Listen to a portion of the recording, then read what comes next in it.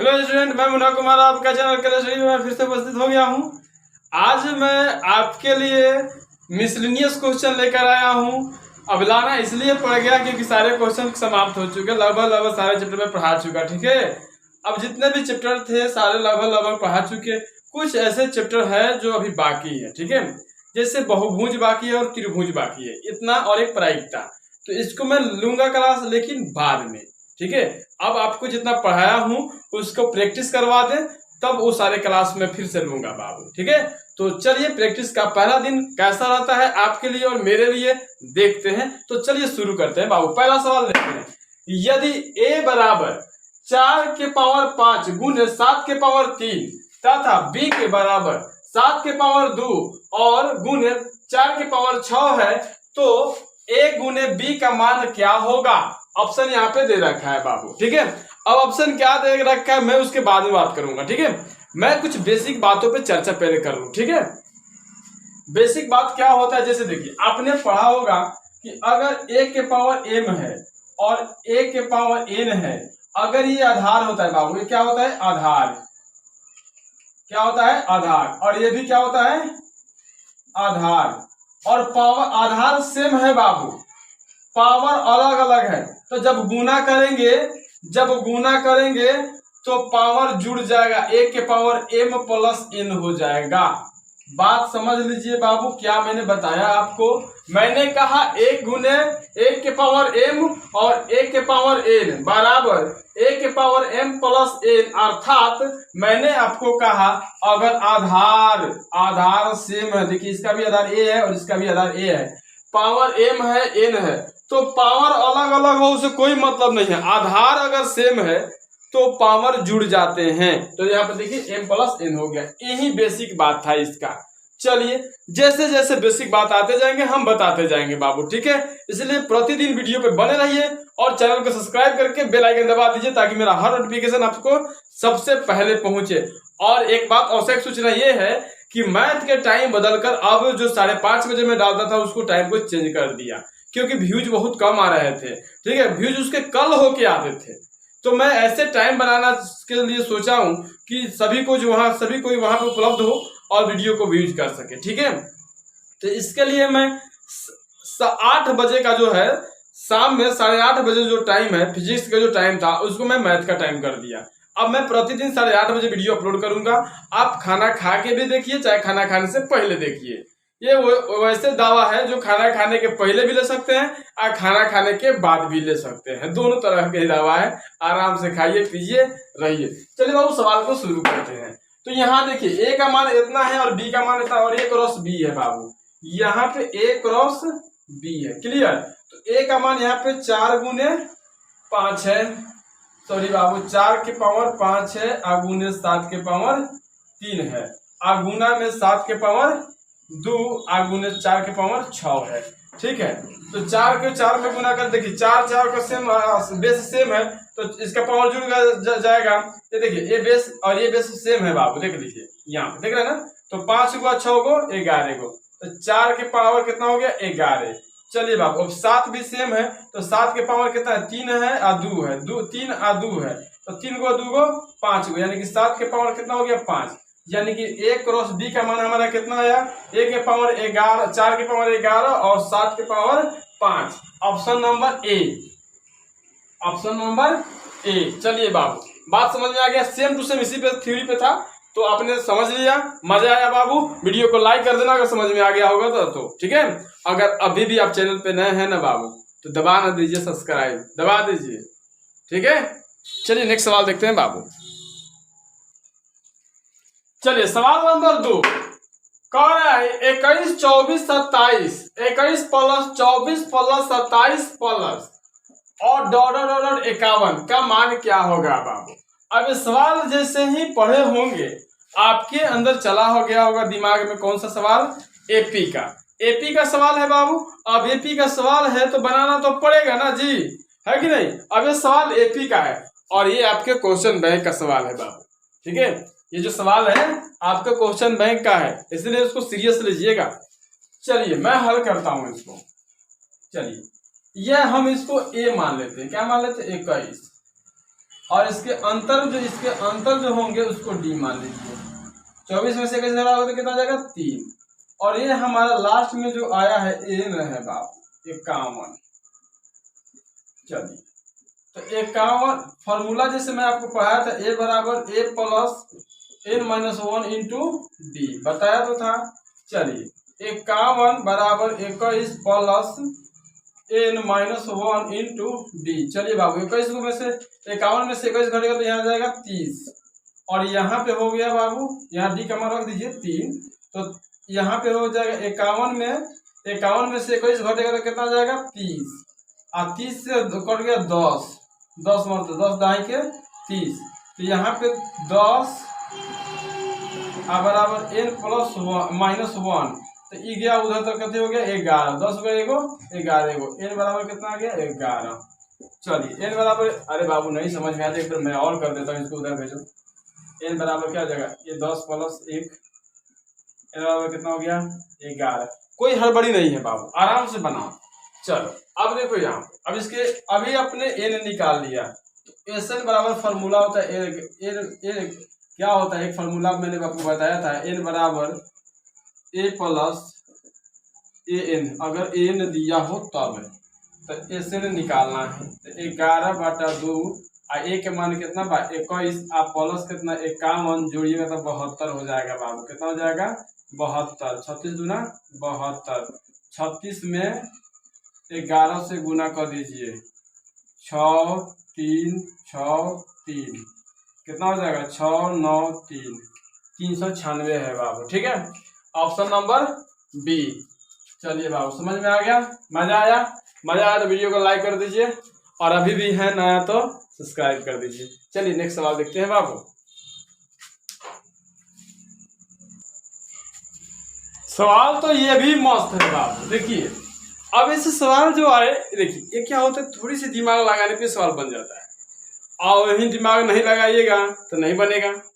तो बस सवाल में थोड़ी सी दिमाग आपको लगानी है।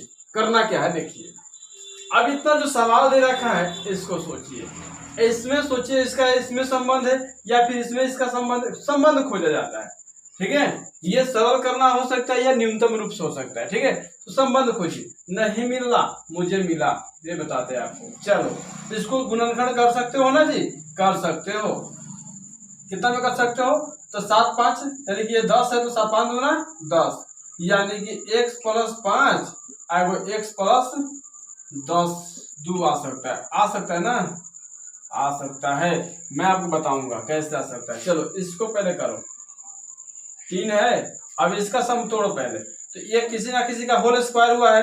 जैसे x प्लस 5 का होल स्क्वायर करके देखो, x स्क्वायर प्लस 5 दूना 10 और 5 25, तो ये हो जाएगा x प्लस 5 का होल स्क्वायर। तो 2 बार स्क्वायर का मतलब 2 बार गुना होता है, x प्लस 5। क्लियर, चलो इससे हाई खत्म, ऐसे हाई खत्म हो गया।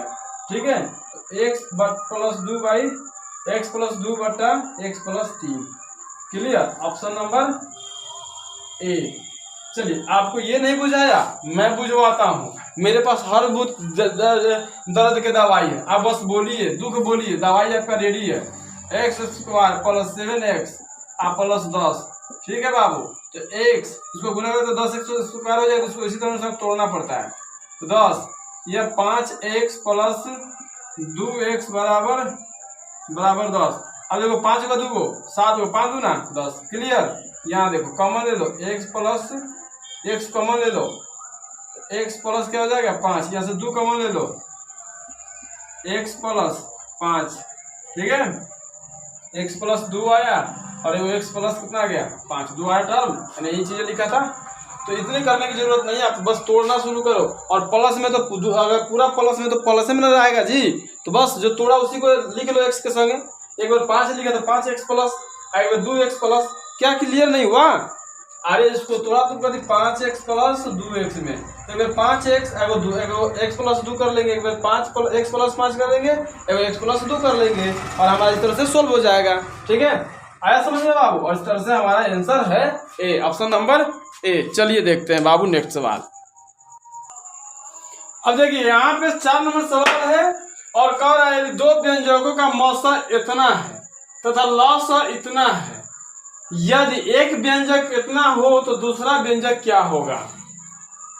अब समझिए, लौसा पता है, मौसा पता है और एक संख्या भी पता है, तो दूसरा संख्या तो निकालना आसान है ना जी। मैं पहले ही बताया था कि अगर एक गुने बी तो एलसीएम गुने एचसीएफ, मैंने सूत्र पहले भी बता चुका हूं, अगर नहीं है तो अभी नोट कर लो, ऐसे भी बनने वाला है ये। चलो, तो ये यहाँ पे देखो, मौसा यहाँ पे है और यहाँ पे लौसा है, तो यहाँ पे मौसा +1 हो गया। चलो लौसा, मैं संख्या इधर उधर कहीं भी दोनों बदल कर लिख सकते हो। पहले मैं इसको लिख लेता हूँ, बाहर टर्म है इसलिए x के पावर 4 है, हाँ, और -1 है तो इसको इधर लिख दिया। चलो अब ये x² -1 है एक संख्या, दूसरा संख्या हमें पता नहीं है, ठीक है, तो ये पता कर लेते हैं अब। तो x² x +1, इसको तो जेब का रहने देते हैं, इसको थोड़ी सी चेंज करते हैं, x² की पावर होल स्क्वायर -1 का होल स्क्वायर। कर सकते हो कि नहीं कर सकते हो, हमें इतना बता दो। कर सकते हो, क्योंकि आप जानते हो ना, यहाँ पे किसी भी संख्या की पावर करेंगे तो कितना हो जाएगा, 2 दूना 4 हो जाएगा, तो सेम से 2 दूना 4 हो जाएगा, तो क्या दिक्कत क्या है। और x² -1 आगुने b, क्लियर। अब चलो एक शॉर्ट लेते हैं, यहाँ पे 1 + 1 शॉर्ट है बाबू IPL चल रहा है ना, इसीलिए शॉर्ट। x² +1 यहाँ +1 हो जाएगा, और दूसरा शॉर्ट आ जाएगा x² -1, और ये शॉर्ट तो पहले से ही तैयार है यहाँ पे, आगुने b। चलो इससे ये खत्म, तो b बराबर बच गया कितना, b बराबर ये बच गया।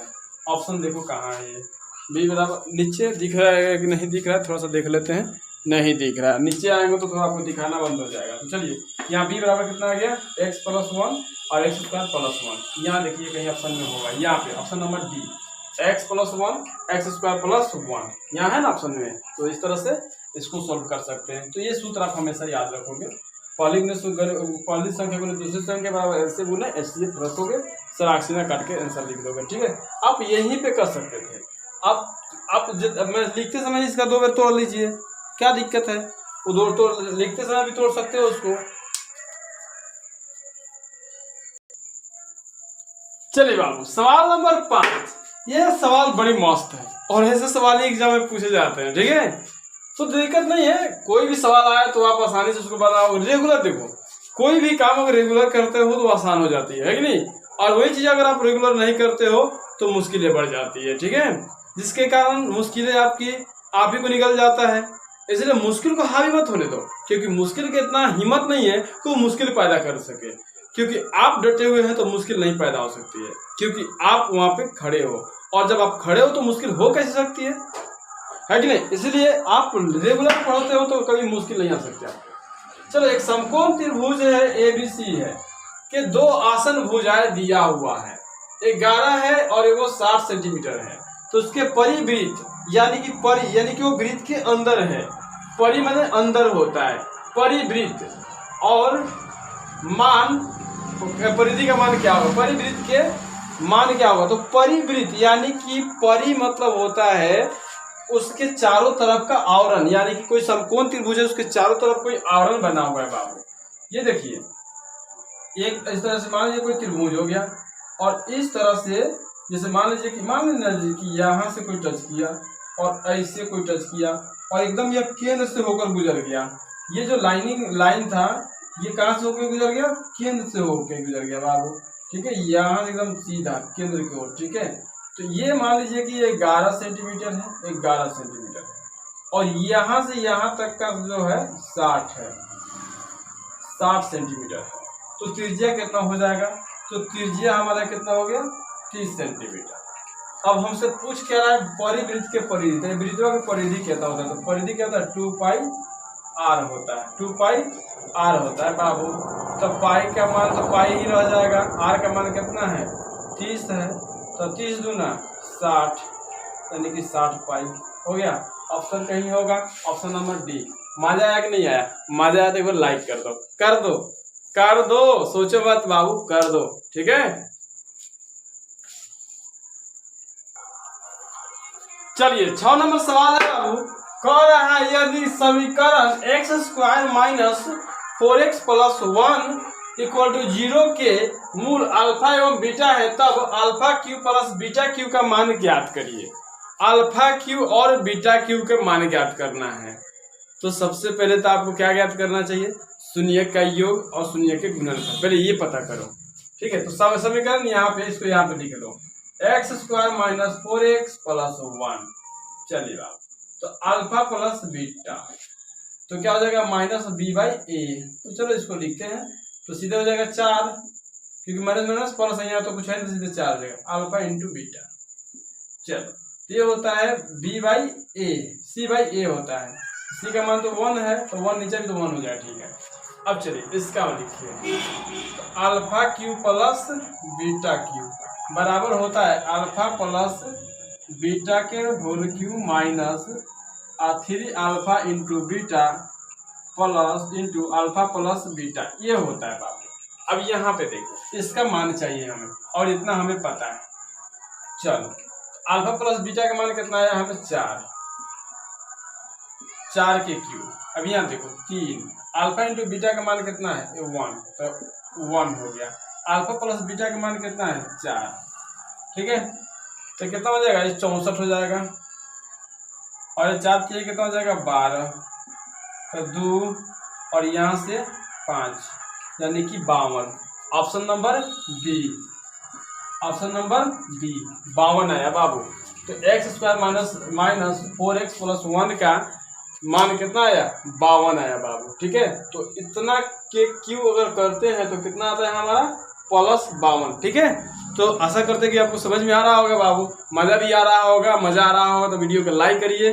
और देखो बाबू, समझ में ना आ रहा तो एक बार पीछे रिमाइंड करो, वीडियो भागो मत, भागना सोल्यूशन नहीं है, पीछे रिमाइंड करो, एक बार फिर आगे आओ, आपको समझ में आ जाएगा। सोचो, क्वेश्चन दिमाग में लाओ पहले, तब उसका सोल्यूशन समझ में आएगा। अब क्वेश्चन ही आप नहीं समझते तो सोल्यूशन का प्याज में से समझ में आएगा। पहले क्वेश्चन समझो फिर आप उसका सोल्यूशन देखो, आपको क्वेश्चन समझते ही सोल्यूशन समझ में आ जाएगा। ठीक है, चलो नेक्स्ट सवाल देखते हैं बाबू। चलिए बाबू, सवाल नंबर 7, अगर एग्जाम में ऐसे सवाल है तो गर्दा उड़ा दीजिए, सोचना नहीं है, गर्दा उड़ेगा गर्दा। ठीक है, तब आदमी पर्दा गिराया जाएगा पर्दा मतलब रंगना, पहले गर्दा उड़ाओगे सवाल बनाओगे। ठीक है, यहाँ देखो, निम्न में से कौन सी संख्या एक विषम तथा अभाज्य संख्या है। अब कौन सी इसमें संख्या है जो विषम भी है और अभाज्य भी है। तो सबसे पहले इसके यहाँ योग करते हैं बाबू, इसको जोड़ो, ये 6 1 7 हो जा रहा है, ये 8 7 15 हो जा रहा है, ये कितना हो जा रहा है 9 हो जा रहा है, ये 9 6 15 हो जा रहा है। तो देखो ये 15 भी कट सकता है, 9 भी किसी ना किसी संख्या से कट सकता है, 15 भी किसी ना किसी संख्या से कट सकता है, लेकिन 7 केवल 7 से कटेगा, नहीं तो 1 से कटेगा। और अभाज्य होने का यही शर्त है, वो ऐसी संख्या जो स्वयं से कटे या फिर 1 से कटे। तो ये तो 7 किया तो स्वयं से कटेगा और न तो 1 से कटेगा, तो ऐसे संख्या को हम कथी कहते हैं अभाज्य संख्या। तो अभाज्य संख्या यानी कि 61 नंबर हमारा 61 क्या है, अभाज्य और विषम संख्या है, अभाज्य और विषम संख्या है बाबू। चलिए, तो ऑप्शन नंबर ए, समझ में आया, मजा आया, वीडियो को लाइक करो।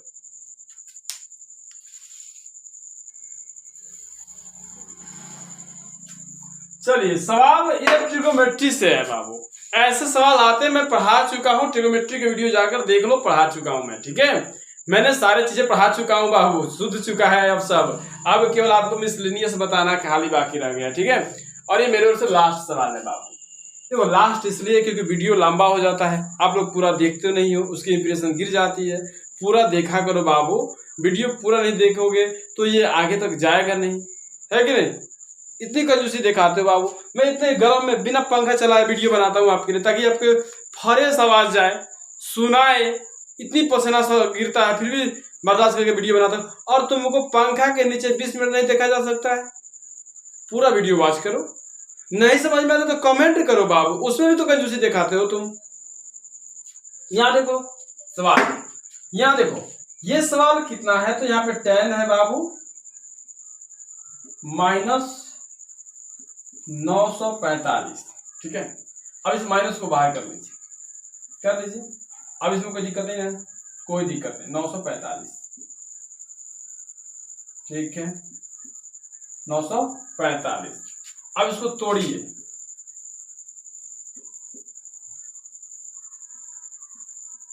अठारह पचे 90, यहाँ पे 18 पचे 90, 900 हो जाएगा। अब प्लस 45 कर दीजिए, माइनस बाहर रखे हैं हम, ठीक है। तो माइनस यहाँ पे है, ठीक है, बाहर है, तो ऑलरेडी ये माइनस है तो माइनस में ही चला जाएगा, ठीक है। तो tan बदल जाएगा कॉट में, कॉट 45, और कॉट 45 माइनस यहाँ पे है ही, तो कॉट 45 का मान क्या था 1, तो माइनस से गुना करें तो क्या हो जाएगा -1। आंसर ऑप्शन ए, ठीक है, ऑप्शन ए tan 45 का मान 1 होता है, और इस तरह से ऑप्शन हमारा ये हो जाएगा। अगर ये नहीं बुझाया तो एक बार हमारे पिछले वीडियो में जाओ, ट्रिग्नोमेट्री पढ़ाए हुए, वहां से देखो और समझो। और यहाँ भी आपको समझ में, ये देखो 18 पचे 90, 900 हो जाएगा, और 900 में 45 जोड़े तो कितना आ जाएगा, 945 नहीं आ जाएगा मर्दे, कितना यार सोचता है सब। 945 हो गया। और यहाँ आपने पढ़ा होगा इस तरह से ट्रिग्नोमेट्री में, tan 90 प्लस थीटा, पढ़ा होगा कि नहीं पढ़ा है, तो क्या लिखता है कॉट थीटा, लिखता है कि नहीं लिखता है मर्दे, क्या सोचते हो यार, लिखते हो कि नहीं लिखते हो इतना, तो ही तो बात है। यहाँ पे यहाँ tan बदल जाएगा कॉट में, कॉट 45 यहाँ से उठ जाएगा, यहाँ जाएगा तो कॉट 45 का मान कितना हो जाता है 1 होता है, और यहाँ माइनस ऑलरेडी पहले से तो -1 हो जाएगा, तो यहाँ पे -1 हो गया। क्लियर हुआ ना, क्लियर हुआ, क्लियर, ठीक है। तो इतना आपने देखा, ठीक है। फॉर्म बहुत जल्दी आने वाला है, पढ़ाई शुरू कर दो बाबू, ठीक है, और रेगुलर पढ़ाई करो, रेगुलर चैनल पर आया करो। अब मैंने पहले ही बता दिया कि मैथ का टाइम बदल दिया, क्योंकि व्यूज बहुत कम आ रहे थे 5:30 बजे। हमें लगता है कि बच्चे के मार्केट करने या घूमने के टाइम है, तो उस टाइम में वीडियो अपलोड करना उचित नहीं लगा, क्योंकि व्यूज बहुत उसके कम आते हैं। 8 बजे के बाद ही व्यूज आना शुरू होता है, तो 8 बजे के बाद ही हम क्यों नहीं वीडियो डालेंगे, ताकि आप लोग सबको देखेंगे, है कि नहीं। इसलिए मैं 8 बजे प्लान किया हूँ कि अब 8 बजे के बाद ही वीडियो 8:30 बजे डाल दूंगा, आप लोग सभी को देख लोगे, ठीक है। तो अब केमिस्ट्री का क्लास तो 6:30 बजे डलाएगा ही डलाएगा, मैथ अब शाम में 8:30 बजे डलाएगा बाबू, ठीक है। ये प्रतिदिन का रूटीन बना लो, ठीक है। चलो तब तक के लिए इतना ही, मिलते हैं अगले क्लास में। जय हिंद। चैनल को सब्सक्राइब करना नहीं भूल लीजिएगा बाबू, ठीक है। तब तक के लिए इतना ही, जय हिंद।